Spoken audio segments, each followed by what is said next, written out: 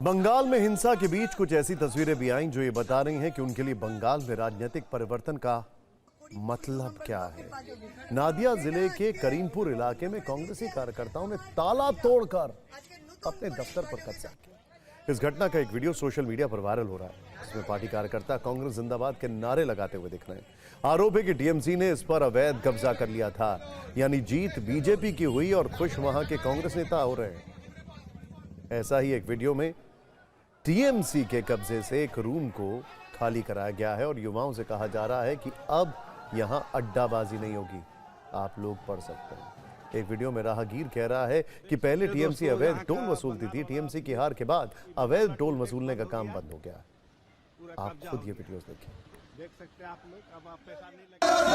জাতীয় কংগ্রেস জাতীয় কংগ্রেস জাতীয় কংগ্রেস আমাদের পার্টি অফিস যেটা দখল করে রেখেছিল সেটা আমরা দখল মুক্ত করতে এসেছি আজকে।